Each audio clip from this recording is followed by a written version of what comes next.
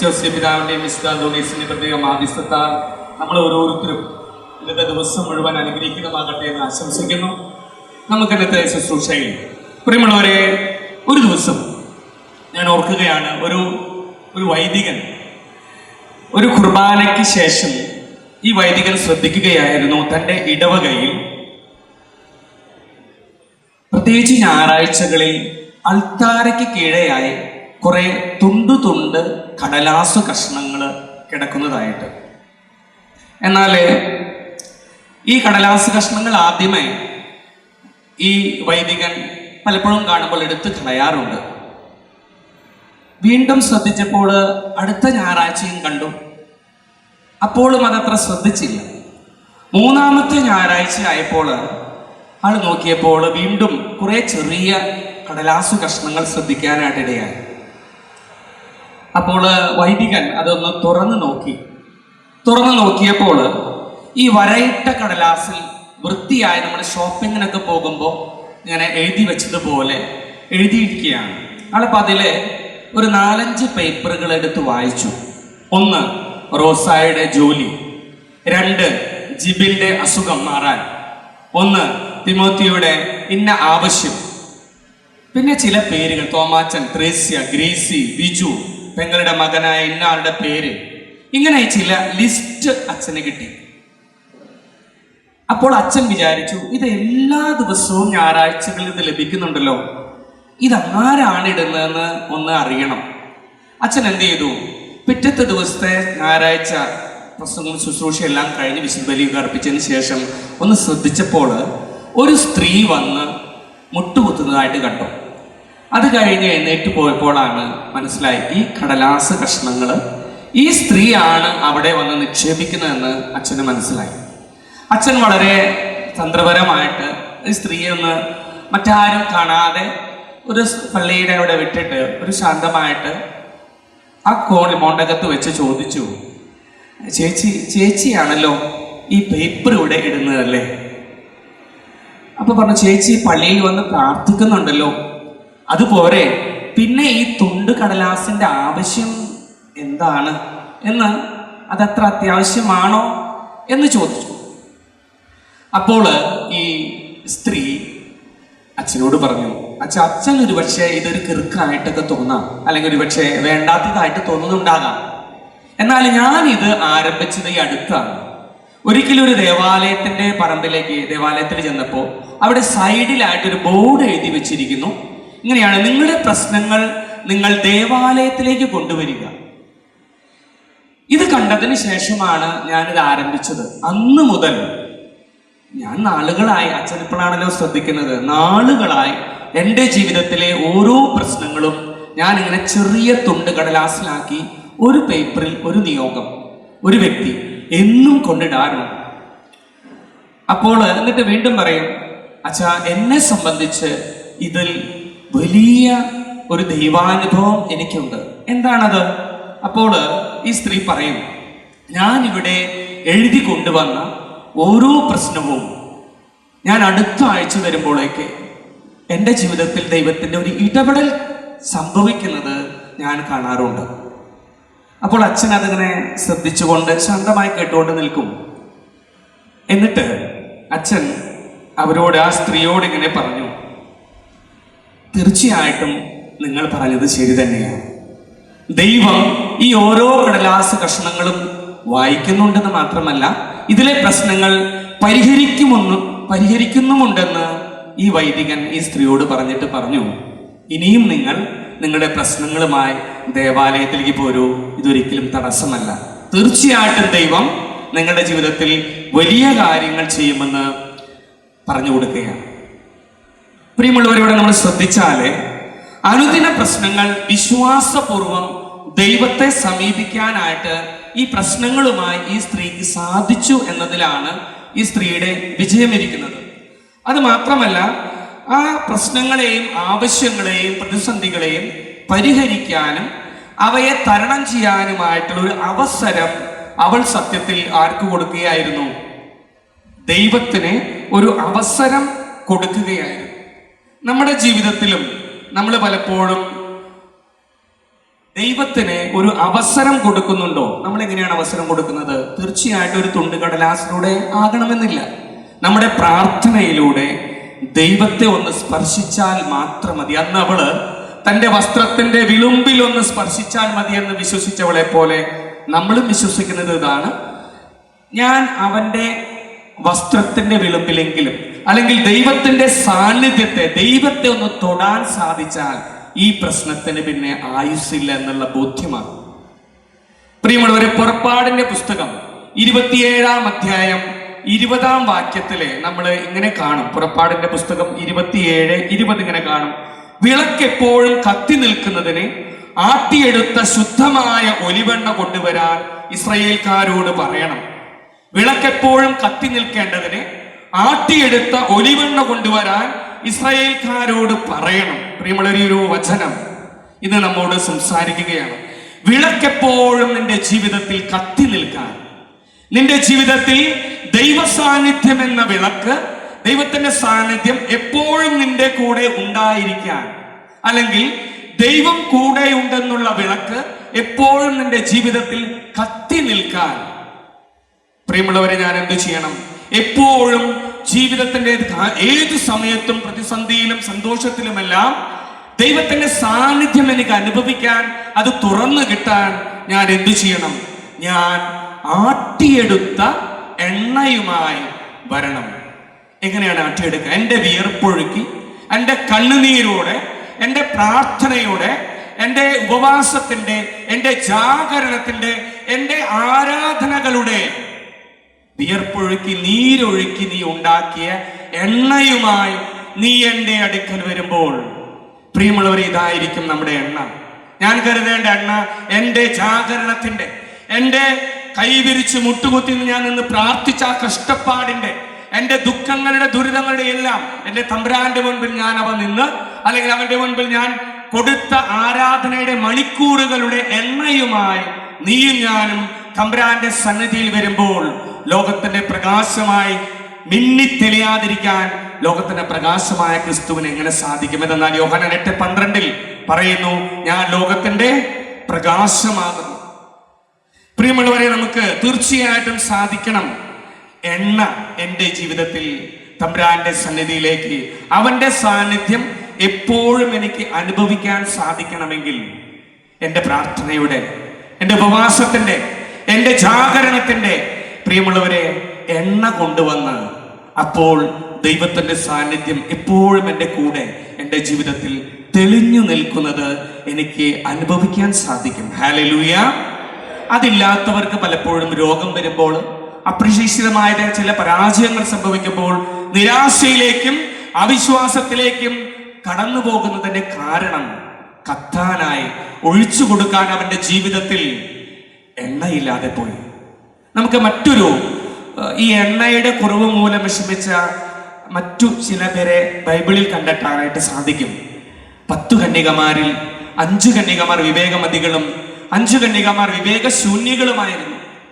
ശ്രദ്ധിക്കണേ, ഈ 5 കന്യകമാരും, ബുദ്ധിമതികളായ 5 കന്യകമാരും, അവർ 2 കൂട്ടരും ഒരുങ്ങി വന്നിരുന്നു. അവർ ഒരുപക്ഷെ ഏറ്റവും നല്ല വസ്ത്രമണിഞ്ഞ്, കാരണം നമുക്കറിയാം ഇസ്രായേൽക്കാരുടെ അവരുടെ ചരിത്രത്തിലെ 7 ദിവസം വരനും ഒരുങ്ങിയുള്ള ഒരു വിവാഹഘോഷമാണ്. വരനും അവന്റെ കൂട്ടുകാരുമെല്ലാം അർദ്ധരാത്രിയിൽ അല്ലെങ്കിൽ രാത്രിയില് അവരെ സന്തോഷത്തോടെ ഈ വധുഗൃഹത്തിലേക്ക് വരുമ്പോൾ കന്യകമാരായിട്ടുള്ള ഈ കന്യകകളെല്ലാം വിളക്ക് തെളിച്ച് കാത്തിരിക്കും. ഈ കാത്തിരിക്കുന്നതിൽ ശ്രദ്ധിക്കണേ, അവർ ഉറക്കമൊളിച്ചു, അവർ ജാഗരിച്ചു, അവർ ഒരുങ്ങി, നല്ല വസ്ത്രം ധരിച്ചു, അണിഞ്ഞൊരുങ്ങി, എല്ലാം ചെയ്തു, വരാതിരുന്നില്ല, മടി പിടിച്ച് കിടന്നുറങ്ങിയില്ല. തീർച്ചയായിട്ടും അവർ വന്നു. എന്നാൽ ഒരു കാര്യം മാത്രം അവരുടെ കയ്യിൽ, 5 പേരുടെ കയ്യിൽ ഉണ്ടായില്ല. എന്തായിരുന്നു? ഈ എണ്ണയുടെ കുറവ്. ഈ എണ്ണയുടെ കുറവ് മാത്രമായിരുന്നു. ബാക്കി എല്ലാ ഒരുക്കങ്ങളും അവർക്കുണ്ടായിരുന്നു. നമുക്ക് ഇങ്ങനെ ഒന്ന് ചിന്തിക്കാനായിട്ട് പറ്റണം. ചിലപ്പോഴെങ്കിലും ചിലരെങ്കിലും നമ്മൾ ഈ വിവാഹാഘോഷങ്ങളിലൊക്കെ പോകുമ്പോൾ കണ്ടിട്ടുണ്ട്, വരനെ കാണണമെന്നോ അല്ലെങ്കിൽ ആളെ ആശംസിക്കണമെന്നോ ഒന്നുമില്ല, സദ്യ ഉണ്ണണമെന്ന ചിന്ത മാത്രമേ ഉള്ളൂ. വന്നു, ഭക്ഷണം കഴിച്ചു പോയി, അവരെന്തെങ്കിലും ആകട്ടെ. ഞാൻ ചിലപ്പോഴൊക്കെ ശ്രദ്ധിച്ചിട്ടുണ്ട് നമ്മുടെ വിവാഹത്തിലൊക്കെ പലപ്പോഴും ഞാൻ കോട്ടയം സൈഡ്, ആ സൈഡൊക്കെ പോകുമ്പോൾ അവിടുത്തെ ഒരു കൾച്ചർ അങ്ങനെയല്ല. കുറച്ചും കൂടി നേരത്തെ ഞാനിങ്ങനെ കേട്ടിട്ടുണ്ട് ഹിന്ദുക്കളും മുസ്ലിംസും ഒക്കെ പറയണത്. എൻ്റെ കൂടെ പഠിച്ചിരുന്നവർ പറയും, ഏറ്റവും നല്ല വിവാഹത്തിൻ്റെ ഒക്കെ ഭക്ഷണം ക്രിസ്ത്യാനികളുടെയാണ്, ഒരു സംശയവുമില്ല. പക്ഷെ കുടല് കഴിഞ്ഞാൽ അവർ സാധനം തരുള്ളൂ. പിള്ളേര് പറയും ഏറ്റവും നല്ല ഭക്ഷണം. അപ്പോൾ നമ്മൾ പലപ്പോഴും എന്തോ ഈ ഒരു വിവാഹത്തിനെയൊക്കെ വന്നു കഴിയുമ്പോൾ ഞാൻ കണ്ടിട്ടുണ്ട്, മൂവാറ്റുപുഴ ഞാൻ കഴിഞ്ഞ ദിവസം പോയപ്പോൾ അവരിത്തിരി നേരത്തെ പെട്ടെന്ന് ചടങ്ങ് കഴിഞ്ഞ് ഒരു ചടങ്ങുണ്ട് വന്നിട്ട് അവരെ ഗ്രീറ്റ് ചെയ്തതിന് ശേഷമാണ് എല്ലാവരും ഭക്ഷണം ഒതുക്കുള്ളൂ. പക്ഷെ ഞാൻ പലപ്പോഴും നമ്മുടെ ഇവിടെയൊക്കെ ശ്രദ്ധിച്ചിട്ടുണ്ട്, എല്ലാവരും ഇല്ല കേട്ടോ, പലപ്പോഴും സദ്യ ഉണ്ണണം, മണവാളനെ എതിരേൽക്കണമെന്നോ ഗ്രീറ്റ് ചെയ്യണമെന്നൊന്നും പലർക്കും ആഗ്രഹമില്ല. ഈ ഒരു കൂട്ടരെ നമ്മൾ പലപ്പോഴും നമ്മളിങ്ങനെ ഈ ഉപമയിലേക്ക് തിരിച്ചു വന്നാൽ തിരുസഭ നൽകുന്ന എല്ലാ ആനുകൂല്യങ്ങളിലും അവർ പങ്കാളികളാകും. എന്നാൽ സഭയെ സ്നേഹിക്കാനോ, സഭ ഈശോയ്ക്ക് വേണ്ടി ഒരു ത്യാഗം അനുഷ്ഠിക്കാനോ, സഭയിലെ ഏതെങ്കിലും ചില കാര്യങ്ങൾക്ക് വേണ്ടി ഒന്ന് പണം മുടക്കാനോ സൗകര്യങ്ങളൊക്കെ ആവശ്യപ്പെട്ടാൽ അവർ പിറുപിറുക്കും. അവർക്ക് അതിനൊന്നും സമയമില്ല. അതിനൊക്കെ അവിടെ ആരൊക്കെയുണ്ട്? അവിടെയൊക്കെ ചില ആളുകളുണ്ടെന്ന് പറഞ്ഞ് അവർ അതിനൊന്നും തയ്യാറാവുകയില്ല. പലപ്പോഴും ഉള്ളതൊന്ന് പങ്കുവെക്കാൻ പറഞ്ഞാൽ അതിനും മുഖം കറുപ്പിക്കുന്നവരെ ഇഷ്ടംപോലെ കാണാനായിട്ട് നമുക്ക് പറ്റും. പ്രിയമുള്ളവരെ, നമുക്കൊന്ന് തിരിച്ചറിയാനായിട്ട് സാധിക്കണം. തമ്പുരാന് വേണ്ടി ഓരോ ദിവസവും വിശുദ്ധ കുർബാനയിൽ മണവാളനായി വരുന്ന നിന്റെ കർത്താവിന് വേണ്ടി ഒരുങ്ങി വിശുദ്ധിയോടെ പ്രിയമുള്ളവരെ അണയാൻ, അവനെ സ്വീകരിക്കാനായിട്ട് ഈ ഒരുക്കമാകുന്ന എണ്ണയുമായി വരാൻ പലപ്പോഴും മറന്നു പോകുന്നെങ്കിലേ സദ്യ ഉണ്ണണമെന്നേ ഉള്ളൂ. എനിക്ക് എന്ത് കിട്ടും? ആ കിട്ടുന്നതുമായി പോകുമ്പോൾ പ്രിയമുള്ളവരെ തിരിച്ചറിയുക, അധിക നാള്, അധിക നേരം, അധിക മണിക്കൂർ അതിന് ആയുസ്സില്ല. കാരണം എന്താ? എണ്ണ. കർത്താവിനെ നിന്റെ ജീവിതത്തിൽ പ്രകാശിക്കാൻ എണ്ണ പകരേണ്ട നീയും ഞാനും. ഇതില്ലാതെയാണ് നമ്മുടെ ജീവിതത്തിൽ കടന്നു വരുന്നതെങ്കിൽ പ്രിയമുള്ളവരെ ഓർക്കുക, നിന്റെ ജീവിതത്തിന്റെ മധ്യാഹ്നത്തിലും യൗവനത്തിലും ദുഃഖത്തിലും ദുരിതത്തിലും വാർദ്ധക്യത്തിലുമെല്ലാം എപ്പോഴും അവൻ കത്തി നിൽക്കുന്ന വിളക്കാകണമെങ്കിൽ പ്രിയരെ ഓർക്കുക, ഞാൻ കൊണ്ടുവരണം കർത്താവിന്റെ സന്നിധിയിൽ എന്റെ ജീവിതത്തിൽ എണ്ണയുമായി വരുമ്പോഴാണ്. ഇത് എനിക്ക് ഓരോ ദിവസവും വിശുദ്ധ കുർബാനയിൽ ഞാൻ ഇങ്ങനെ കൊണ്ടുവന്ന് ഒരുങ്ങി എന്റെ മണവാളനായ, എന്റെ ആത്മാവിന്റെ മണവാളനായ ക്രിസ്തുവിനെ ഞാൻ സ്വീകരിക്കുമ്പോൾ അവിടെ എന്റെ മുഖം പ്രകാശിക്കാൻ തുടങ്ങും. ഒരു വിശുദ്ധ കുർബാന കഴിഞ്ഞ് തിരിച്ചു പോകുമ്പോൾ അവിടെ എനിക്ക് ഒരു വലിയൊരു ആത്മസംതൃപ്തിയുടെ നിറവുണ്ടാകും. അവിടെ എനിക്ക് ഒരു സന്തോഷത്തിന്റെ അല്ലെങ്കിൽ ഒരു സംതൃപ്തിയുമായിട്ടാണ് ദൈവാനുഗ്രഹത്തിന്റെ നിറവും ഒരു ദിവസത്തിന്റെ മുഴുവൻ പ്രതീക്ഷകളും എന്റെ കർത്താവിനെ നയിക്കുമെന്നുള്ള ബോധ്യത്തിലായിരിക്കും ഞാൻ തിരിച്ചു പോവുക. അല്ല എങ്കിൽ ഒരു മഴ പെയ്തു പിറുപിറുത്തുകൊണ്ട് തിരിച്ചു പോകുന്നവന്റെ മുഖത്തൊരു സന്തോഷമില്ല. കർത്താവെ, ഇങ്ങോട്ട് വന്നപ്പോൾ കുഴപ്പമില്ലായിരുന്നു, ഈ പിറുപിറുപ്പുമായിട്ടാണ് നീ പോകുന്നതിന്റെ കാരണം എണ്ണ വറ്റിയ വിളക്കായിട്ടാണ് ഞാൻ പലപ്പോഴും പ്രകാശത്തിൽ വസിക്കുന്ന നിത്യപ്രകാശമായ അവനെ സ്വീകരിക്കാനായിട്ട് വരുന്നത്. പ്രിയമുള്ളവരെ, ഞാൻ ഒരിക്കൽ ഓർക്കുകയായിരുന്നു, ഒരു ഈ സിസ്റ്റർ പറയുകയായിരുന്നു, ഞാൻ ഈ ഒരു സംസാരിച്ചു കഴിഞ്ഞപ്പോൾ, ബ്രദറെ, എൻ്റെ ജീവിതത്തിൽ എൻ്റെ തമ്പുരാൻ എന്നെ അനുഗ്രഹിച്ചു. ഒരു ശുശ്രൂഷ കഴിഞ്ഞ ആള് പറയുകയായിരുന്നു, എല്ലാ ദിവസവും പുലർച്ചെ, ആളൊരു സന്യാസി സമൂഹത്തിന്റെ പ്രൊവിൻഷ്യലായിരുന്നു, നല്ല തിരക്കാണ്, ചിലപ്പോഴെങ്കിലും എനിക്ക് സമയം കിട്ടാറില്ല. അതുകൊണ്ട് ഞാൻ പുലർച്ചെ 3 മണിയാകുമ്പോൾ വേറെ ആരും ബുദ്ധിമുട്ടിക്കണ്ടല്ലോ, എത്ര വൈകിയാലും ആരുമില്ല, ഞാനൊരു പെർമിഷൻ എടുത്തിട്ട് അവിടുത്തെ മദർ സുപ്പീരിയറിനോട് പറയാം, ഞാൻ ആരാധന സക്രാരി തുറന്നു വെച്ച് ഞാൻ 3 മണിക്കൂർ സമയം ഞാൻ എല്ലാ ദിവസവും കർത്താവിനെ സ്നേഹിക്കും. ആദ്യമൊക്കെ എനിക്ക് അറിയില്ലായിരുന്നു. ഇപ്പോൾ അങ്ങനെയൊന്നുമല്ല. ഞാൻ ഉറക്കെ പ്രാർത്ഥിക്കും, ചിലപ്പോൾ കരയും. ഇപ്പോൾ വെറുതെ അവിടെ ഇരുന്നാൽ മതി. ആദ്യമൊക്കെ എനിക്ക് ഉറക്കം വരാറുണ്ടായിരുന്നു. എന്നാൽ ഇപ്പോൾ അതൊരു സന്തോഷമാണ്, അതൊരു ലഹരിയാണ്. ബ്രദറെ പറയുകയാണ്, എൻ്റെ അടുക്കല് എനിക്ക് ഭയങ്കര ഒരു ശക്തി കിട്ടുന്നുണ്ട്. പലപ്പോഴും എന്നോട് പലരും ചോദിക്കാറുണ്ട്, മദറെ എങ്ങനെയാണ് ഇത്രയും കാര്യങ്ങളൊക്കെ ചെയ്യുന്നതെന്ന് പറഞ്ഞപ്പോൾ എനിക്കിപ്പോൾ ഒരു കാര്യം പറയാൻ പറ്റും. ഞാൻ ആദ്യം പറയും, കർത്താവെല്ലാം നടത്തുന്നു. ഇപ്പൊ എനിക്ക് മനസ്സിലായി, ഞാൻ എൻ്റെ ഈ 3 മണിക്കൂറിൽ ഞാൻ കൊണ്ടുവരുന്ന എണ്ണ ഈ പ്രാർത്ഥനയാകുന്ന ആരാധനയാകുന്ന എൻ്റെ ഈ ജീവിതത്തിലേക്ക്, പ്രിയമുള്ളവരെ, ഈ എണ്ണ തമ്പുരാന്റെ സന്നിധിയിലേക്ക് ഞാൻ എണ്ണയുമായി വരുമ്പോൾ എൻ്റെ കർത്താവിനെ പ്രകാശിക്കാൻ സാധിക്കാതിരിക്കുമോ? നമുക്ക് തീരുമാനിക്കാം, അവന്റെ മുൻപിൽ കൊണ്ടുവരാൻ. നീയാകുന്ന തിരുമേൽ എണ്ണയില്ലെങ്കിൽ എങ്ങനെ കർത്താവാകുന്ന പ്രകാശം അവിടെ തെളിയും? നമുക്ക് അങ്ങനെ ഒന്ന് ചിന്തിക്കാൻ സാധിക്കണ്ടേ? പ്രിയമുള്ളവരെ, ഞാൻ ഓർക്കുന്നു, ഒരിക്കൽ നമ്മൾ ഈ യോഹന്നാന്റെ സുവിശേഷം 19-ാം അധ്യായത്തില് 34-35 വാക്യങ്ങൾ കാണാനായിട്ട് പറ്റും. എന്നാൽ പടയാളികളിൽ ഒരുവൻ അവന്റെ വിലാപ്പുറത്ത് കുത്തി, അല്ലെ, നമുക്ക് കാണാം. എന്നിട്ട് അവസാനം 37 പറയുന്നുണ്ട്, അവനെ വചനത്തിൽ നമ്മൾ കാണുകയാണ്, അവനെ കുത്തി മുറിവേൽപ്പിച്ചവർ അവനെ നോക്കി നിൽക്കും. നമ്മൾ ആ വചനത്തിൽ 34-35 കാണും, ഉടനെ വിലാപ്പുറത്ത് കുത്തിയതിനു ശേഷം ഉടനെ തന്നെ അവിടെ നിന്ന് രക്തവും ജലവും ഒഴുകി. പ്രിയമുള്ളവരെ, നമുക്ക് കാണാം, ഹൃദയം, പ്രത്യേകിച്ച് മനുഷ്യ ജീവിതത്തിലെ, നമ്മുടെയൊക്കെ ജീവിതത്തിലെ വികാരങ്ങളുടെ ഒരു കേന്ദ്രമാണ് ഹൃദയം എന്ന് പറയാം. ഈ ഹൃദയം നിലച്ചാൽ ഒരു മനുഷ്യൻ അവൻ മരിച്ചു കഴിഞ്ഞു. ഈ ഹൃദയം ഇടിച്ചാൽ ഒരു ജീവിതം അവിടെ ആരംഭിക്കുകയാണ്. നമ്മൾ പലപ്പോഴും പല ഭാഷകളിലൊക്കെ എഴുതുമ്പോഴൊക്കെ പറയും, ഹൃദയപൂർവം, ഹൃദയത്തിന്റെ ഭാഷയിൽ, അല്ലെങ്കിൽ ഹൃദയപൂർവ്വം നന്ദി പറയുന്നു. പ്രിയമുള്ളവരെ, ചിലരെ കുറിച്ച് പറയും, കഠിന ഹൃദയനാണ്, ഹൃദയം ഇല്ല എന്ന് തോന്നണേ, കഠിന ഹൃദയനാണ്. ചിലപ്പോഴും പറയും ആർദ്ര ഹൃദയനാണ്. പ്രിയമുള്ളവരെ, എല്ലാവരുടെയും ഹൃദയത്തിലെ ചിലപ്പോഴൊക്കെ പോസിറ്റീവായിട്ടും നെഗറ്റീവുമായിട്ടൊക്കെയുള്ള ചില വിചാരങ്ങൾ, ക്രിയാത്മകമായും നിഷേധാത്മകമായിട്ടുള്ള വികാര വിചാരങ്ങൾ വന്ന് നിറയാറുണ്ട്. ഈ വിശുദ്ധ ഗ്രന്ഥത്തിലേക്ക് നോക്കിയാൽ നമുക്ക് കാണാം, സങ്കീർത്തനം 28 പറയുന്നത് കാണാം, കർത്താവിൽ എൻ്റെ ഹൃദയം ശരണം വയ്ക്കുന്നു, എൻ്റെ ഹൃദയം കർത്താവിൽ ആനന്ദിക്കുന്നു. നമുക്ക് പിന്നീട് കാണാൻ പറ്റും, സുഭാഷിതം 15:13 സന്തുഷ്ടമായ ഹൃദയം മുഖത്തെ പ്രസന്നമാക്കുന്നു.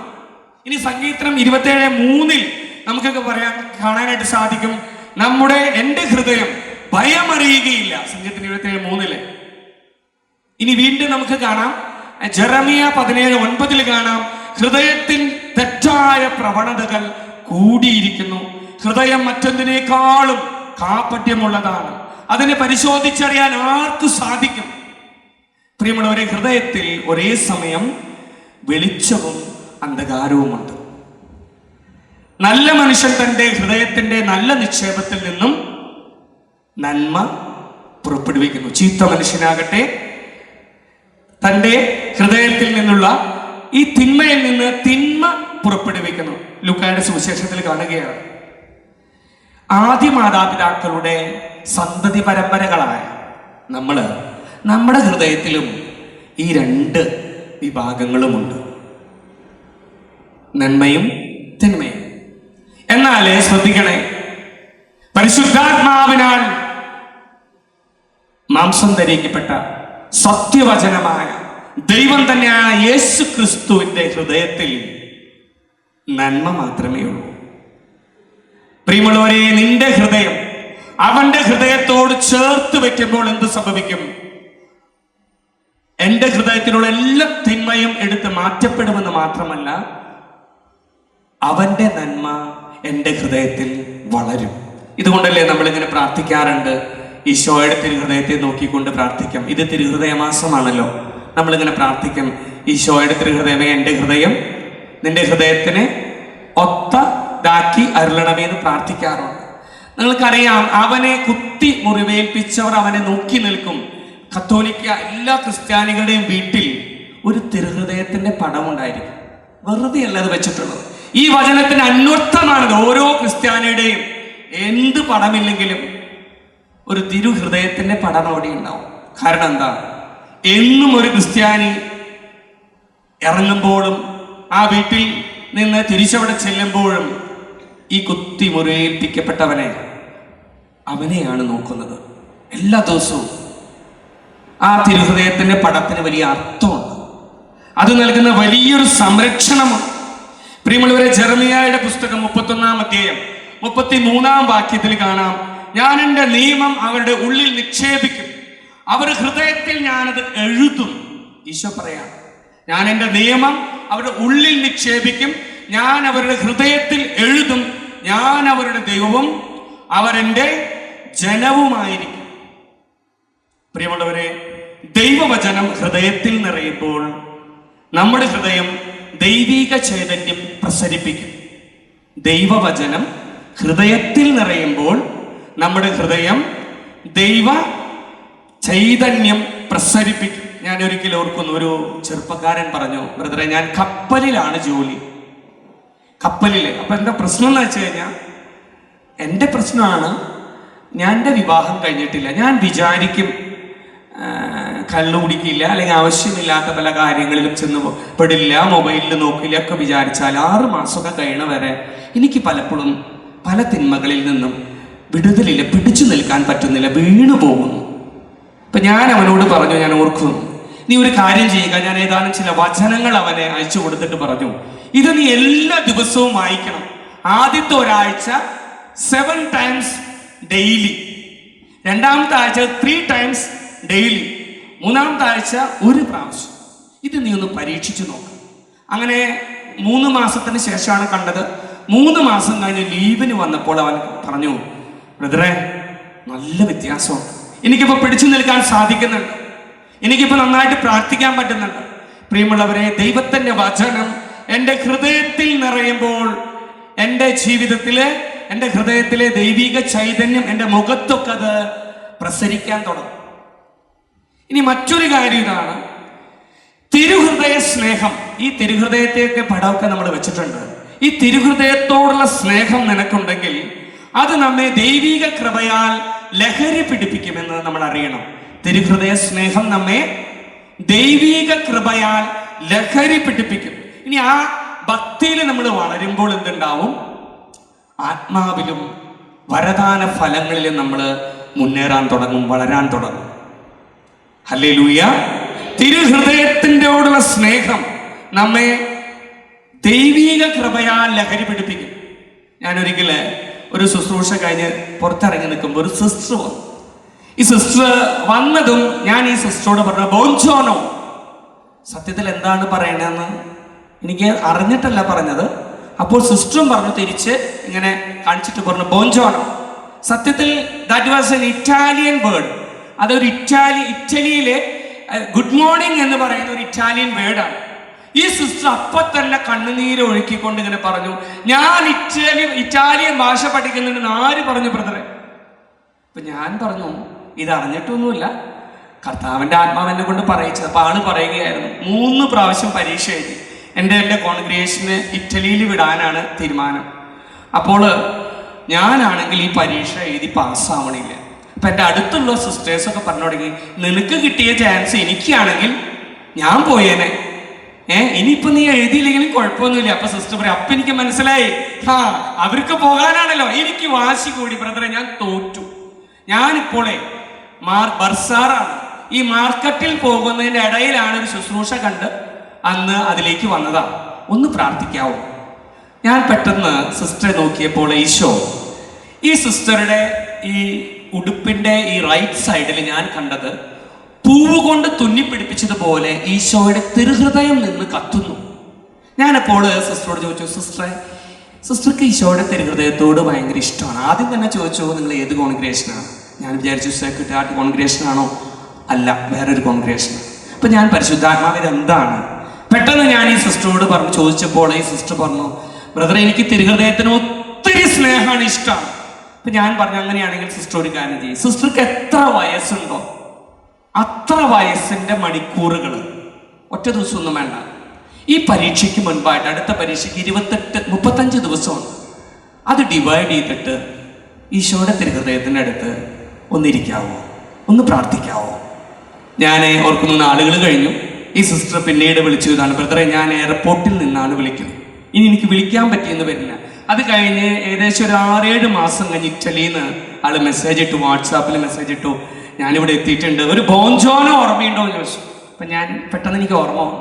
പ്രിയമുള്ളവരെ, ഈശോയുടെ തിരുഹൃദയത്തോടുള്ള ഭക്തിയിൽ വളരുന്നവര് ഒരു കാര്യത്തിലും നഷ്ടം വരാനായിട്ട് പലപ്പോഴും ഞാൻ എൻ്റെ ജീവിതത്തിൽ അനുഭവമുണ്ട്, പലരുടെ ജീവിതത്തിലും എത്രയോ പേര് അത് ആ തിരുഹൃദയ ഭക്തിയിൽ ജ്വലിക്കുന്നുണ്ടെന്നറിയാം. പണ്ടൊക്കെ എനിക്ക് തോന്നുന്നു കുറെ കൂടിയൊക്കെ അമ്മമാരും വീട്ടിലുള്ളവരൊക്കെ ഇത് മക്കൾക്കൊക്കെ പറഞ്ഞു കൊടുക്കാറുണ്ട്.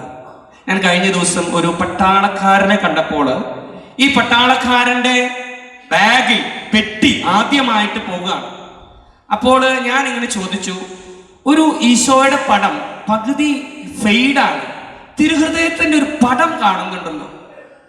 അപ്പോൾ ഈ പട്ടാളക്കാരൻ പറഞ്ഞു, വയസ്സായി, എൻ്റെ ചെറുപ്പത്തിൽ എൻ്റെ അമ്മ പറഞ്ഞതാണ്, മോനെ നീ താമസിക്കുന്ന സ്ഥലത്ത് നീ ഇത് കൊണ്ടുപോയി, ഇനി യുദ്ധമെങ്ങാനും ഉണ്ടായാൽ നീ കൊണ്ടുപോകുന്ന പാളയത്തിൽ നീ ഇത് വെക്കണം, ഇതുള്ള സ്ഥലം നശിപ്പിക്കപ്പെടുകയില്ല. എനിക്ക് നല്ല ഉറപ്പാണ്.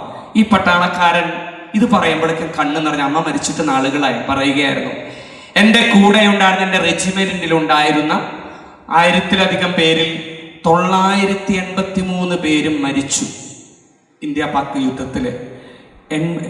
വളരെ നിസ്സാരം പേരാണ് ജീവിച്ചിരിപ്പുള്ളത്.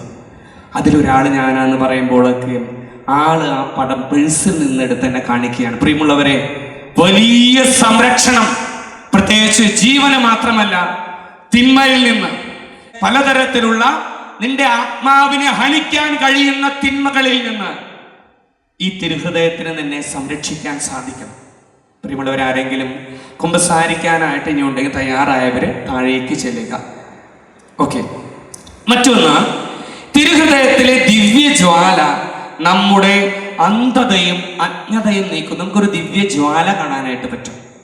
നമ്മുടെ അന്ധതയും അജ്ഞതയും അകറ്റാനായിട്ടാണ് അവൻ്റെ തിരുഹൃദയത്തിലെ ഈ ജ്വാല നൽകപ്പെട്ടിരിക്കുന്നത്. നമ്മൾ ഈ വിശുദ്ധ കുർബാന സ്വീകരിക്കുമ്പോൾ പലപ്പോഴും മാംസമായി മാറിയിട്ടുള്ള ദിവ്യകാരുണ്യത്തെ ടെസ്റ്റ് ചെയ്തപ്പോൾ അതിൽ കണ്ടെത്താൻ സാധിച്ചത് ഒരു ഹൃദയത്തിൻ്റെ ഭാഗമായിരുന്നു. ഈശോയുടെ തിരുഹൃദയത്തിൽ നിന്നും വരുന്ന ഈ ദിവ്യജ്വാല നമ്മുടെ അന്ധതയും അജ്ഞതയും നീക്കുന്നു എന്ന് മാത്രമല്ല, തിരുഹൃദയം ഇങ്ങനെ ഞാൻ കണ്ടിട്ടുണ്ട്, പല രൂപങ്ങളും പടങ്ങളും. അവിടെ പ്രത്യേകിച്ച് ആ ഈശോയെ നിങ്ങളൊന്നൊരു 5 മിനിറ്റ് ഒന്ന് നോക്കി നിന്നോ, ദൈവസ്നേഹത്താൽ നിറയുന്ന ഒരു അനുഭവം ഉണ്ടായിട്ടുണ്ട്. കാരണം നിനക്ക് വേണ്ടി ഇനിയും കുത്തി അത് മുറിവിനെ അടച്ചിട്ടില്ല, തുന്നലിട്ട് അടച്ചിട്ടില്ല.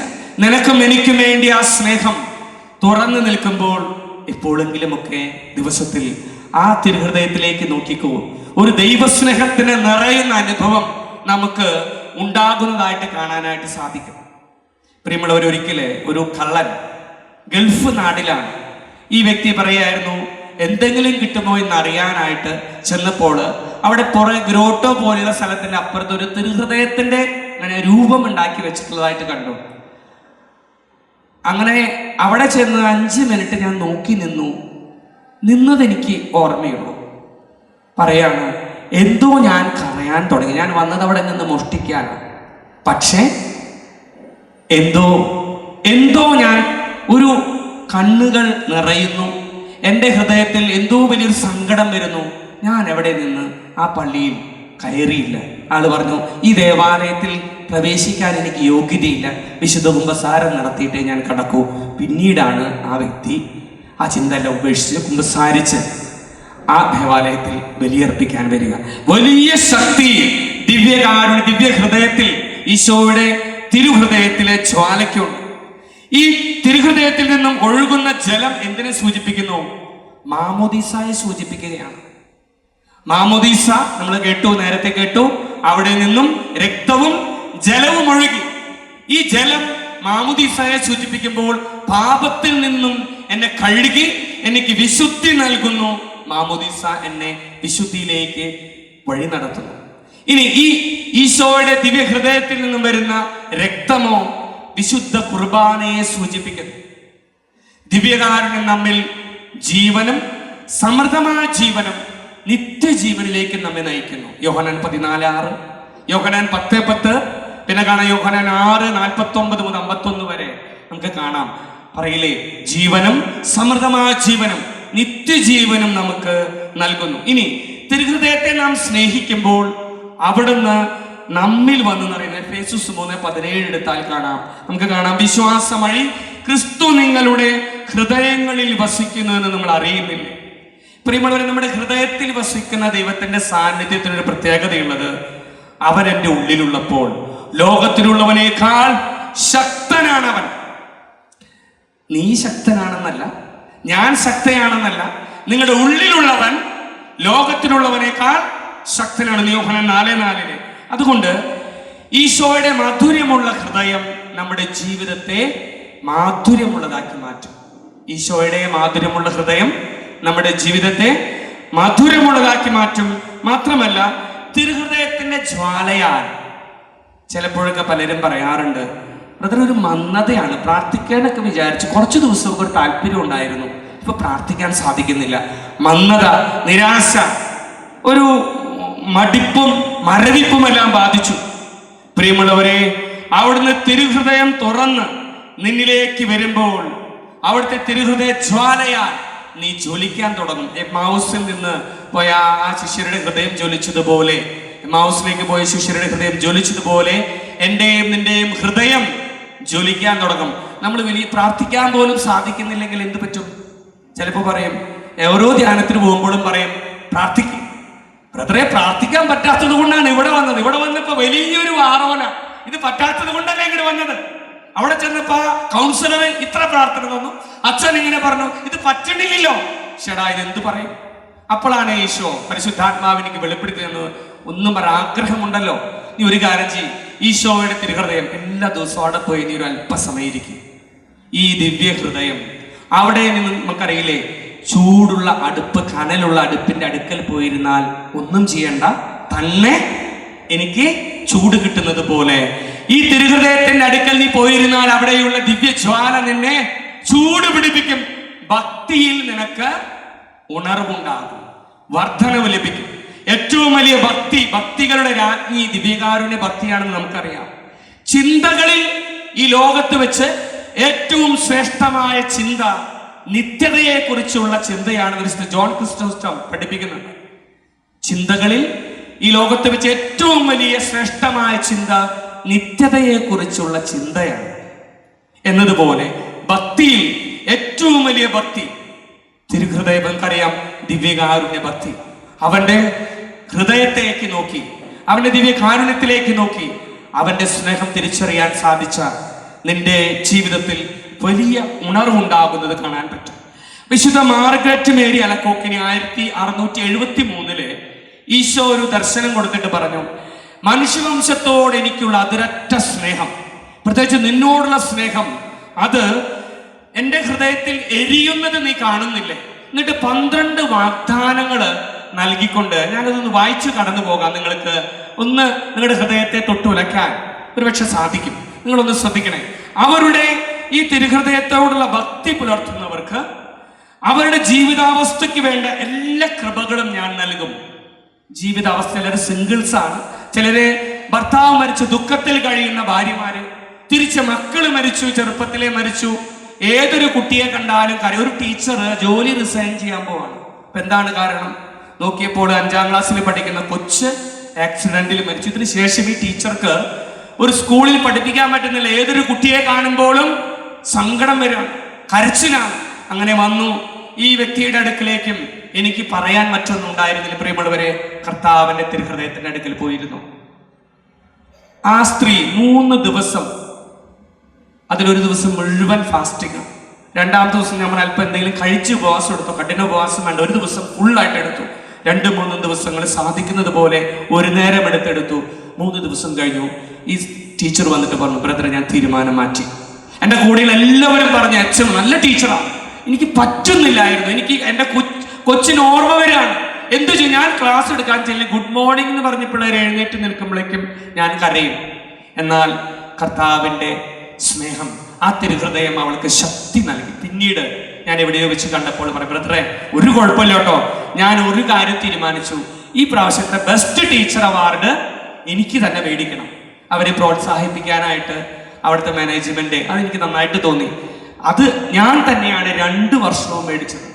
പ്രിയമുള്ളവരെ, കർത്താവിന്റെ തിരുഹൃദയത്തിന്റെ ശക്തി, അതുപോലെ അവിടുത്തെ സ്നേഹത്തിന്റെ ശക്തി, അതുപോലെ തിരുഹൃദയ ഭക്തിയിൽ വളരുന്നവർക്ക് അവരുടെ കുടുംബങ്ങളിൽ ഞാൻ സമാധാനം സ്ഥാപിക്കും. മറ്റൊന്ന്, അവരുടെ സകല ക്ലേശങ്ങളിലും ഞാൻ അവരെ ആശ്വസിപ്പിക്കും. 4, ഞാൻ അവരുടെ ജീവിതത്തിന്റെ ഉറപ്പുള്ള അഭയകേന്ദ്രമായിരിക്കും, പ്രത്യേകിച്ച് അവരുടെ മരണനേരത്ത്. എല്ലാ പ്രവർത്തനങ്ങളിലും ഞാൻ അവരിലേക്ക് ധാരാളം അനുഗ്രഹം വർഷിക്കും. പാപികൾ എൻ്റെ ഹൃദയത്തിൽ 6, പാപികൾ എൻ്റെ ഹൃദയത്തിൽ അനന്തമായ കരുണയുടെ ഉറവിടം കണ്ടെത്തും. നമ്മൾ ചിലപ്പോൾ വിചാരിക്കും, എത്ര കാലമായി ഞാൻ പ്രാർത്ഥിക്കുന്നു ഇന്നാളുടെ ഭർത്താവിന്റെ, അപ്പന്റെ, അമ്മയുടെ അല്ലെങ്കിൽ മകന്റെ മാനസാന്തരത്തിന്. ദുഃഖിക്കേണ്ട, നിരാശപ്പെടേണ്ട. അവന്റെ ഹൃദയത്തോട് ചേർത്തു, അവന്റെ ഹൃദയത്തിലേക്ക് പറയില്ലേ, അവിടുത്തെ തിരുമുറിവുകളിലേക്ക് ചേർത്ത് വെക്കുമ്പോൾ അവിടുത്തെ അനന്തമായ കരുണയുടെ ഉറവിടം ഇന്നല്ലെങ്കിൽ നാളെ കണ്ടെത്താൻ കർത്താവ് ഇടവരുത്തും. 7ാമതായിട്ടുള്ള വാഗ്ദാനം, മന്ദീഭവിച്ച ആത്മാക്കൾ തീഷ്ണതയുള്ളവരായി മാറും. അതുകൊണ്ടാണ് പറഞ്ഞത്, എപ്പോഴെങ്കിലും മന്ദത, പ്രാർത്ഥിക്കാൻ പറ്റുന്നില്ല, മടി, പ്രത്യേകിച്ച് മഴക്കാലമൊക്കെ വരുമ്പോ അറിയാതൊരു മടി വരും. ഞാൻ പറയാ, തിരുഹൃദയ മാസം വെറുതെ അല്ലാന്നാ തോന്നണേ, ജൂൺ മാസം കൊണ്ടുവച്ചത് അറിഞ്ഞിട്ട് തന്നെയായിരിക്കും. പ്രിയമുള്ളവർ ഓർക്കണം, ആ തിരുഹൃദയ ജപമാലയൊക്കെ ചൊല്ലിയിരുന്ന സമയങ്ങളുണ്ടായിരുന്നു. വേണ്ട, ആ തിരുഹൃദയത്തിന്റെ മുൻപിൽ കർത്താവേ ഒന്ന് അറിഞ്ഞു വിളിക്കാൻ അല്പസമയം ഒന്ന് ചെന്ന് നിന്നാൽ, പ്രിയമുള്ളവരെ, ഒരു ഷവറിന്റെ താഴെ ഞാൻ നിൽക്കുമ്പോഴല്ലേ എനിക്ക് വെള്ളം ലഭിക്കുന്നത്. നീ ആ തിരുഹൃദയത്തിന് മുൻപിൽ ചെന്ന് നിന്നാലല്ലേ അവനിൽ നിന്നും ഒഴുകുന്ന സ്നേഹം നിനക്ക് സ്വീകരിക്കാനാവും. പിന്നീട് കാണാം, 8ാമതായിട്ട് പറയുകയാണ്, തീഷ്ണതയുള്ള ആത്മാക്കൾ വേഗം കൂടുതൽ പൂർണ്ണതയിലേക്ക് കയറും. തീഷ്ണതയുള്ളവരെ, പ്രാർത്ഥിക്കുന്നവരാണ്, അവർ വേഗം പൂർണ്ണത പ്രാപിക്കാൻ തിരുഹൃദയ ഭക്തി അവരെ സഹായിക്കും. ഇനി എൻ്റെ ഹൃദയത്തിന്റെ ചിത്രം പ്രതിഷ്ഠിക്കുകയും വണങ്ങുകയും ചെയ്യുന്ന എല്ലാ സ്ഥലങ്ങളെയും ഞാൻ അനുഗ്രഹിക്കും. ഞാൻ പറഞ്ഞില്ല, ആ പട്ടാളക്കാരന്റെ ഉപമ, അത് കത്തി പറയാ, എവിടേക്കോ കത്തിയതുപോലെ ഉണ്ടെങ്കിലും ഞാനിത് കളയില്ല ബ്രദറെ, ഞാനിത് എടുത്തു വെച്ചേക്കാം. വർഷങ്ങളാക്കി ചെറുതായിട്ട് കാണും, തിരുഹൃദയം മാത്രം ഇത്തിരി ഒന്ന് കാണുന്നുണ്ട്. പ്രിയമുള്ളവരെ, അനുഗ്രഹിക്കപ്പെടും. പുരോഹിതർക്ക് കഠിന ഹൃദയങ്ങളെ സ്പർശിക്കാനുള്ള കൃപ ലഭിക്കും. എൻ്റെ ഇടയ്ക്കിൽ ഒരിക്കലും എൻ്റെ ഒരു സുഹൃത്ത് വൈദികനുണ്ടായിരുന്നു, ഒരു ജോസഫ് അച്ഛൻ.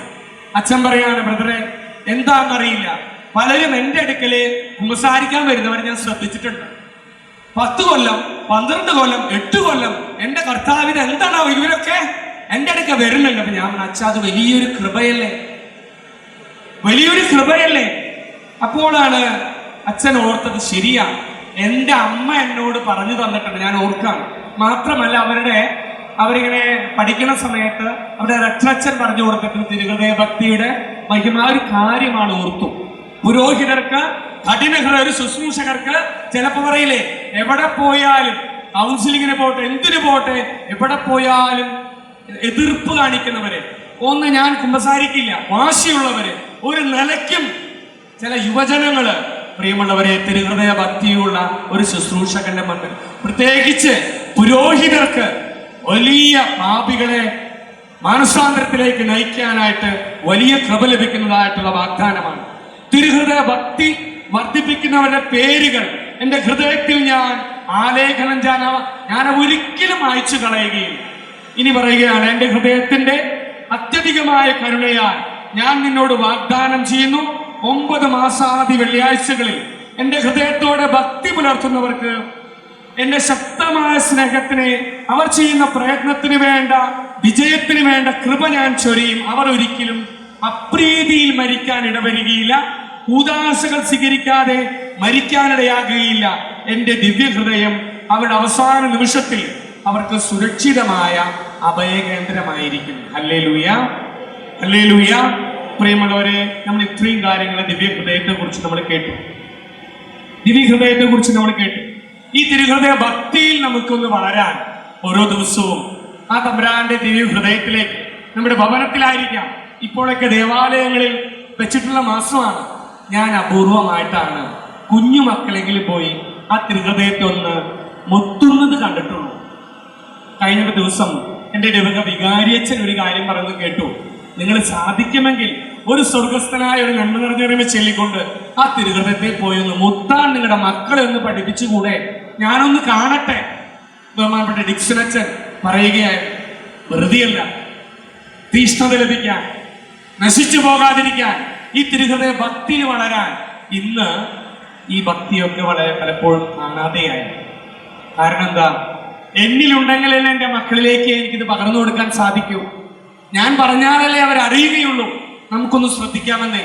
ഈ മാസത്തിലെ ദേവാലയത്തിലെ ആ കർത്താവിന്റെ അടുക്കലേക്ക് സ്നേഹത്തോട് ഓടി അണയാനായിട്ട് സാധിക്കുമ്പോൾ അവന്റെ സ്നേഹം നമ്മെ ചേർത്ത് നിർത്തും, ഉറപ്പാണ്.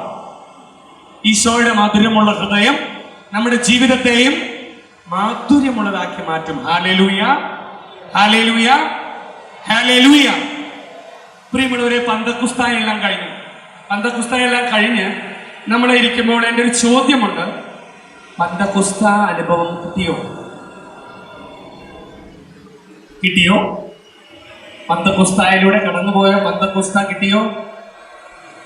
വീണ്ടും എനിക്കു നൽകണമേ പുതിയൊരു പന്തക്കുസ്ത, വീണ്ടും എനിക്കു നൽകണമേ പുതിയൊരു പന്തക്കുസ്ത. കിട്ടിയോ? പന്തക്കുസ്ത കഴിഞ്ഞ് കിട്ടിയോ? എങ്ങനെ അറിയാം പന്തക്കുസ്ത എനിക്ക് കിട്ടി എന്ന്? എങ്ങനെ അറിയാം? പ്രിയമുള്ളവരെ, ദൈവത്തിന്റെ പരിശുദ്ധാത്മാവ് ഒരു വ്യക്തിയുടെ മേലെ വന്നു കഴിയുമ്പോൾ, അല്ലെ, ആ വ്യക്തി പരിശുദ്ധാത്മാവിനെ സ്വീകരിച്ചു കഴിയുമ്പോൾ ചില സംഭവങ്ങൾ ഈ വ്യക്തിയുടെ ജീവിതത്തിൽ ഉണ്ടാകും. ഇത് കണ്ടു കഴിയുമ്പോൾ നമുക്കറിയാം എന്തുണ്ടായി. ആ വ്യക്തിക്ക് പന്തക്കുസ്ത അനുഭവം കിട്ടിയെന്ന് അറിയാൻ പറ്റും. പ്രിയമുള്ളവരെ, ദൈവത്തിന്റെ പരിശുദ്ധാത്മാവിനെ പ്രാർത്ഥനയുടെ ആത്മാവെന്ന് കൂടെ വിളിക്കാം. എന്തുകൊണ്ടാണ് പ്രാർത്ഥനയുടെ ആത്മാവെന്ന് വിളിക്കാം? ഒരു വ്യക്തി ധ്യാനത്തിന് പോയി, അപ്പൊ പരിശുദ്ധാത്മാവിന്റെ അഭിഷേകം അവന് ലഭിച്ചു കഴിയുമ്പോൾ ഒരു പ്രത്യേകതയുണ്ട്. ആള് പിന്നെ പ്രാർത്ഥിക്കാൻ തുടങ്ങും. അല്ലേ? നിങ്ങളൊന്ന് ആലോചിച്ച് നോക്കിയേ. കെട്ടിയവനാണ് ധ്യാനത്തിന് പോയതെന്ന് കരുതുക. ഭാര്യ പള്ളിയിൽ ചെല്ലുമ്പോൾ ഇങ്ങനെ നോക്കും, കണ്ടിട്ടിട്ട് മുട്ടുകുത്തുന്നുണ്ടോ, കൈ കുപ്പുന്നുണ്ടോ, അല്ലെങ്കിൽ മക്കളെ ധ്യാനത്തിന് വിട്ടു, അവൻ പ്രാർത്ഥിക്കുന്നുണ്ടോ? പ്രാർത്ഥിക്കാനായിട്ടൊരു അനുഭവം, ഒരു താല്പര്യം പരിശുദ്ധാത്മാവിനെ സ്വീകരിക്കുന്ന വ്യക്തികൾക്ക് ലഭിക്കുന്നു. അത് കോമൺ ആണ്. പ്രിയമുള്ളവരറിയാം, പ്രാർത്ഥിക്കുന്നതിന് പുറമെ നമുക്ക് വ്യക്തിപരമായിട്ട് പ്രാർത്ഥിക്കാനും മറ്റുള്ളവർക്ക് വേണ്ടി പ്രാർത്ഥിക്കാനും എൻ്റെ പ്രാർത്ഥനയെ ശക്തീകരിക്കാനും ദൈവത്തിന്റെ പരിശുദ്ധാത്മാവ് നമ്മെ സഹായിക്കുന്നു. അതുകൊണ്ടല്ലേ റോമ 8:26-27 പറയുന്നു, വേണ്ട വിധം പ്രാർത്ഥിക്കേണ്ടത് എങ്ങനെയെന്ന് നമുക്ക് അറിഞ്ഞുകൂടാ, എന്നാൽ നമ്മുടെ ബലഹീനതയിൽ ആത്മാവ് തന്നെ നമുക്ക് വേണ്ടി മധ്യസ്ഥം വഹിക്കുന്നു. പ്രിയമുള്ളവരെ, ഈ കാലഘട്ടത്തിലെ പരിശുദ്ധാത്മാവിന്റെ ദൗത്യം എന്തെന്നാൽ 2 കാര്യങ്ങൾ. ഒന്ന്, നമ്മുടെ ഉള്ളിൽ നമുക്ക് വേണ്ടി അവൻ മധ്യസ്ഥം വഹിക്കുന്നു. 2, മറ്റുള്ളവർക്ക് വേണ്ടി മധ്യസ്ഥം വഹിച്ച് പ്രാർത്ഥിപ്പിക്കാൻ എന്നെ പ്രചോദിപ്പിക്കുകയും ചെയ്യുന്ന 2 ദൗത്യങ്ങൾ പരിശുദ്ധാത്മാവ് കാലഘട്ടത്തിൽ ചെയ്യുന്നുണ്ട്. ഒന്നെന്താണ്? എനിക്ക് വേണ്ടി അവൻ മധ്യസ്ഥം വഹിക്കുന്നു. 2, മറ്റുള്ളവർക്ക് വേണ്ടി മധ്യസ്ഥം വഹിച്ച് പ്രാർത്ഥിക്കാനായിട്ട് എന്ത് പറ്റുന്നു? ഒരു പ്രചോദനം ലഭിക്കുന്നു. പ്രിയമുള്ളവരെ, ഞാൻ ഓർക്കുകയാണ്. എനിക്ക് വീണ്ടും ഞാൻ ഒരു ശുശ്രൂഷയിൽ ഇവിടെ പറഞ്ഞതാണ്. ഞാൻ ഈ അനുഭവം വീണ്ടും പറയാനായിട്ട് എൻ്റെ പരിശുദ്ധാത്മാവിന്റെ ശക്തി ഓർമ്മപ്പെടുത്തുക. അതായത് ഒരിക്കലും ഞാൻ ആന്ധ്രയിലുള്ള ഒരു വ്യക്തിക്ക് വേണ്ടി പ്രാർത്ഥിച്ചു. എന്നോട് പറഞ്ഞു, ആന്ധ്രയിലുള്ള ഒരു സ്ത്രീക്ക് വേണ്ടി പ്രാർത്ഥിക്കണം. ഇതാരാണെന്ന് അറിയില്ല, പേരില്ല, ഒന്നുമില്ല. ഞാൻ പ്രചോദനം കിട്ടി, ഞാൻ പ്രാർത്ഥിക്കാൻ തുടങ്ങി. കുറച്ച് ദിവസങ്ങൾ പ്രാർത്ഥിച്ചു. ഏകദേശം എനിക്കൊരു 2-3 ആഴ്ചയൊക്കെ പ്രാർത്ഥിച്ചിട്ടുണ്ടാവും. ഒരു അത്ഭുതം സംഭവിക്കുന്നത് ഇതാണ്. അടുത്ത് കഴിഞ്ഞ് ഏതോ ഒരു ദിവസം ഒരു സ്ത്രീ, ഇത്തിരി പ്രായമുള്ള സ്ത്രീ വന്നിട്ട് പറഞ്ഞു, എൻ്റെ മോൾക്ക് വേണ്ടി പ്രാർത്ഥിക്കണം കേട്ടോ, അവൾ ഇത്തിരി ഭയങ്കര പ്രശ്നത്തിലാണ്. അപ്പോ ശരി, ഞാൻ പ്രാർത്ഥിക്കാം. അങ്ങനെ ഇതെല്ലാം പറഞ്ഞ് കഴിഞ്ഞു. ഒരിക്കൽ ഈ പെൺകുട്ടി, ഈ പറഞ്ഞ ആദ്യം ഞാൻ പ്രാർത്ഥിച്ചിരുന്ന വ്യക്തി എന്നെ ഫോൺ വിളിക്കുകയാണ്. വിളിച്ചപ്പോൾ പറഞ്ഞു, ഞാനാണ് ആന്ധ്രയിൽ നിന്നാണ്, നെല്ലൂരോ ഏതൊരു സ്ഥലം പറഞ്ഞു നിന്നാണ്, എൻ്റെ കാര്യങ്ങളാണെന്ന് പറഞ്ഞപ്പോ ഞാൻ ഈ വ്യക്തിയോട് ചോദിച്ചു, ഇന്ന വ്യക്തിയാണോ നിങ്ങളുടെ അമ്മ? ഈ പെൺകുട്ടി, ഈ സ്ത്രീ പറഞ്ഞു, ഏത് വിവാഹിതയാണ്. ബ്രദറിന് എങ്ങനെ മനസ്സിലായി? എൻ്റെ അമ്മയാണ്. അപ്പോ ഞാൻ ഓർത്തു, ഞാൻ ആന്ധ്രാപ്രദേശിലുള്ള ഒരു വ്യക്തിക്ക് വേണ്ടി എന്നോട് പരിശുദ്ധാത്മാവ് പ്രാർത്ഥിക്കാൻ ആവശ്യപ്പെട്ടു. ഈ വ്യക്തി കണക്ഷൻ വരുന്നതുണ്ടോ? ഈ വ്യക്തിയുടെ സ്വന്തം അമ്മ, എവിടെയുള്ള ഒരു സ്ത്രീ വന്ന് ഈ മകൾക്ക് വേണ്ടി പ്രാർത്ഥിക്കാൻ പറയുകയാണ്. പ്രിയമുള്ളവരെ, പരിശുദ്ധാത്മാവിന്റെ പ്രവൃത്തി ഇതാണ്. മറ്റുള്ളവർക്ക് വേണ്ടി പ്രാർത്ഥിക്കാൻ അവൻ നമ്മെ പ്രചോദിപ്പിച്ചുകൊണ്ടിരിക്കും. ഇനി അത് എന്തുകൊണ്ടാണ് അവൻ ഒരു പ്രാർത്ഥനയുടെ ചൈതന്യമാണ് അവൻ. ഇനി പരിശുദ്ധാത്മാവിനെ സ്വീകരിക്കുമ്പോൾ ഏറ്റവും എളുപ്പത്തില് നമുക്ക് പന്തക്കുസ്ത നമുക്ക് കിട്ടിയോ എന്നറിയാൻ ഒറ്റ വഴിയാണ്. അവൻ പ്രാർത്ഥനയുടെ ചൈതന്യമാണ്. അതിന്റെ അടയാളം എന്തെന്നറിയോ? പരിശുദ്ധാത്മാവിനെ സ്വീകരിച്ച വ്യക്തി അവന്റെ ജീവിതത്തിലെ ഒന്നാമത്തെ പ്രവൃത്തി പ്രാർത്ഥനയായിരിക്കും. എന്താണ്? പരിശുദ്ധാത്മാവിനെ സ്വീകരിച്ച വ്യക്തിയുടെ ജീവിതത്തിലെ ആദ്യത്തെ പ്രവൃത്തി എന്തായിരിക്കും? വാട്സാപ്പ് നോക്കലല്ല, വചനം അയക്കല്ലേ, നോക്കല്ലേ, അടുക്കളയിൽ പോയി പണി തീർത്തിട്ടല്ല, ശ്രദ്ധിക്കണേ, കുളിക്കലല്ല. എന്തായിരിക്കും? ഞാൻ ശ്രദ്ധിച്ചു, പരിശുദ്ധാത്മാവിനെ സ്വീകരിച്ച വ്യക്തിയുടെ ജീവിതത്തിലെ ഒന്നാമത്തെ ആദ്യത്തെ പ്രവൃത്തി അത് പ്രാർത്ഥനയായിരിക്കും. ഹല്ലേലൂയ. പ്രിയമുള്ളവരെ, ജയിലറയിൽ പോയപ്പോഴും കൈകൾ കെട്ടി ഇട്ടപ്പോഴും അതുമെല്ലാം കിലുക്കി കർത്താവിനെ ആരാധിച്ചിരുന്ന വ്യക്തികളുണ്ടായിരുന്നു. പൗലോസും ശീലാസിലും ഒക്കെ കാണാം, അപ്പസ്തോലനിൽ കാണാം. പ്രിയമുള്ളവരെ, ഓർക്കുക, ഒഴിവുള്ള സമയത്ത് സമയം കിട്ടുമ്പോ ജോലിയെല്ലാം കഴിഞ്ഞ് ഒരു പ്രശ്നം വരുമ്പോ മാത്രം പ്രാർത്ഥിക്കുന്ന കാറ്റഗറിയിലാണെങ്കിൽ അതെന്താവില്ല, പ്രാർത്ഥനയാകും. ആദ്യം അവിടുത്തെ രാജ്യവും അവിടുത്തെ നീതിയെയും അന്വേഷിക്കുക. ദൈവരാജ്യം എന്നാൽ നീതിയും സമാധാനവും പരിശുദ്ധാത്മാവിലുള്ള, ഹല്ലേലൂയ, പരിശുദ്ധാത്മാവിൽ നിനക്ക് പങ്കുചേരണമെങ്കിൽ, അവന്റെ സന്തോഷത്തിൽ പങ്കുചേരണമെങ്കിൽ ആദ്യം എന്റെ ജീവിതത്തിന്റെ ആദ്യത്തെ പ്രവൃത്തി എന്തായിരിക്കും? പ്രാർത്ഥനയായിരിക്കും. അത് മറ്റൊന്നുമായിരിക്കില്ല മക്കളെ. ഓർക്കുക, പരിശുദ്ധാത്മാവിന്റെ അഭിഷേകം ലഭിച്ച വ്യക്തി, പന്തക്കുസ്തായിൽ വന്ന വ്യക്തി, ഒഴിവുള്ളപ്പോൾ നേരം കിട്ടുമ്പോൾ ഒന്നും ചെയ്യാനുള്ള പ്രവൃത്തിയല്ല എന്ത്?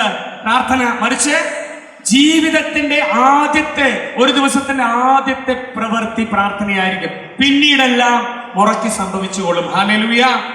പ്രിയമുള്ളവരെ, ഞാൻ പറഞ്ഞത് കഴിഞ്ഞ ദിവസം ഒരു ശുശ്രൂഷയിൽ പോയപ്പോൾ, മൂവാറ്റുപുഴ ഒരു ധ്യാന കേന്ദ്രത്തിലെ നെസ്റ്റില് ശുശ്രൂഷയ്ക്ക് പോയപ്പോൾ പ്രത്യേകിച്ച് 3-4 വൈദികരെ അപ്രതീക്ഷിതമായിട്ട് വന്നു. പിതാവ് അവിടെ വന്നു.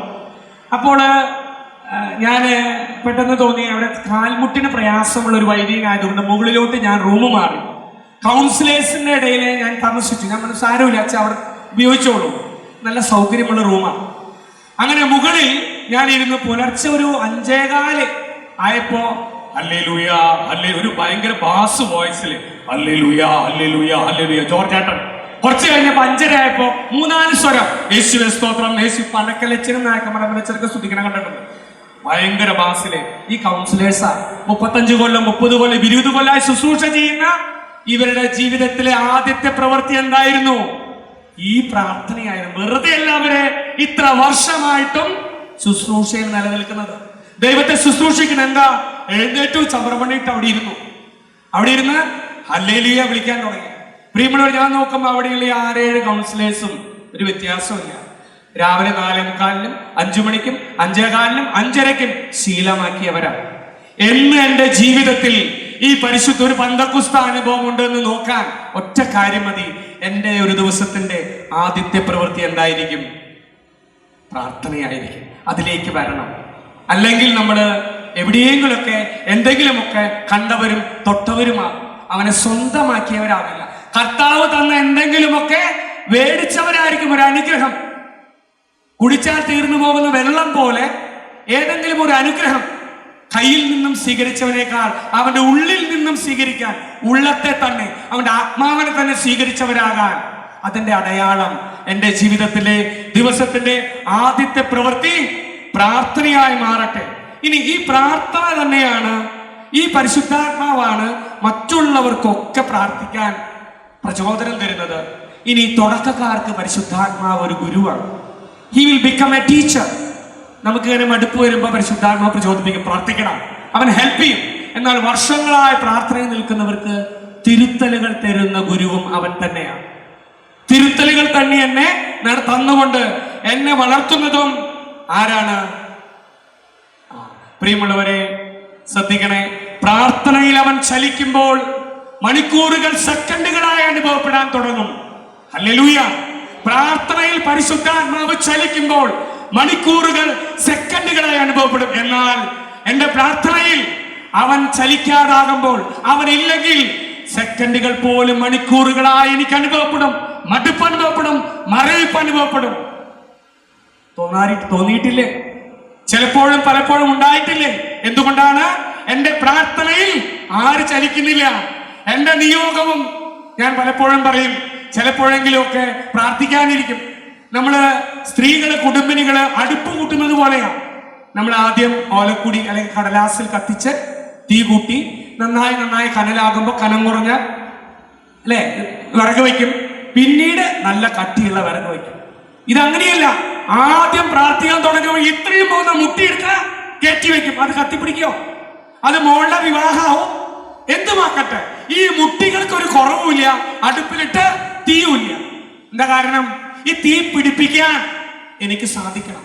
ഈശോയുടെ തിരുഹൃദയത്തിന്റെ ജ്വാല നിന്റെ ഹൃദയത്തെ സ്പർശിച്ചിട്ടുണ്ടെങ്കിൽ, അവന്റെ ഹൃദയത്തിൽ നിന്ന് ഒഴുകുന്ന രക്തവും വെള്ളവും നിന്നെ വിശുദ്ധീകരിച്ചിട്ടുണ്ടെങ്കിൽ, പരിശുദ്ധാത്മാവിന്റെ അഗ്നി നിന്നെ സ്പർശിച്ചിട്ടുണ്ടെങ്കിൽ, എന്റെ ജീവിതത്തിൽ എന്റെ ഹൃദയം ആദ്യം ദൈവസ്നേഹം കൊണ്ട് എരിയാൻ തുടങ്ങും. ഈ എരിയുന്ന എരിവ് എന്നെ ജീവിതത്തിലെ മറ്റെല്ലാ കട്ടിയുള്ള എല്ലാ പ്രശ്നങ്ങളെയും, വിറകുകളെയും, അസ്വസ്ഥതകളെയും, നിയോഗങ്ങളെയും കത്തി എരിച്ച് ഫലമുള്ളതാക്കി മാറ്റാൻ ദൈവം ഇടവരുത്തും. Hallelujah, hallelujah.